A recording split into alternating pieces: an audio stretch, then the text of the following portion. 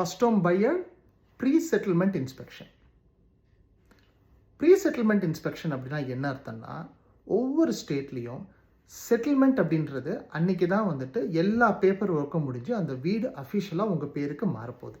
இது வந்து பேக் எண்டில் கன்வேயன்சர், பேங்க்கு அவங்க எல்லாமே வந்துட்டு பேக் எண்ட் ப்ராசஸ் பண்ணுவாங்க. ப்ரீ-செட்டில்மெண்ட் இன்ஸ்பெக்ஷன் அப்படின்னா, இப்போ இன்ஸ்பெக்ஷன் நாளைக்கு இருந்ததுன்னா நிறைய ஸ்டேட்டில் உங்களை வந்துட்டு அந்த வீடை வந்து இன்ஸ்பெக்ட் பண்ண அலோவ் பண்ணுவாங்க. இது கன்வேயன்சர்கிட்ட அகைன் நீங்கள் கேட்க வேண்டியது, ப்ரீ-செட்டில்மெண்ட் இன்ஸ்பெக்ஷன் எங்களால் பண்ண முடியுமா, அது கான்ட்ராக்டில் போட்டிருக்கா, எத்தனை நாளைக்கு முன்னாடி பண்ண முடியும், என்னென்ன என்னால் செக் பண்ண முடியும், அந்த ப்ரீ-செட்டில்மெண்ட் இன்ஸ்பெக்ஷன் அப்போது ஏதாவது ப்ராப்ளம் இருந்தால் என்ன பண்ண முடியும், அதுன்றத ரொம்ப தெளிவாக தெரிஞ்சுக்கோங்க. இது தெளிவாக பேசாதனால என்ன ஆகுன்னா, செட்டில்மெண்ட்டுக்கு முன்னாடி நாள் வீடை போய் பார்த்துட்டு இது சரியில்லை அது சரியில்லைன்னு சொல்லிட்டு சேல்ஸ் ஏஜென்ட்கிட்ட நிறைய பேக் அண்ட் ஃபோர்த் சண்டை நடந்தது பார்த்துருக்கேன். கான்ட்ராக்ட் சைன் பண்ணிட்டீங்கன்னா அந்த கான்ட்ராக்டில் என்ன டேர்ம்ஸ் போட்டிருக்கோ அதுதான் வேலிட்.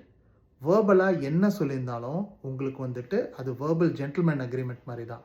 முடிஞ்ச அளவுக்கு கான்ட்ராக்டை பேஸ் பண்ணி நீங்கள் ஒர்க் பண்ணிங்கன்னா உங்களுக்கு நல்லது.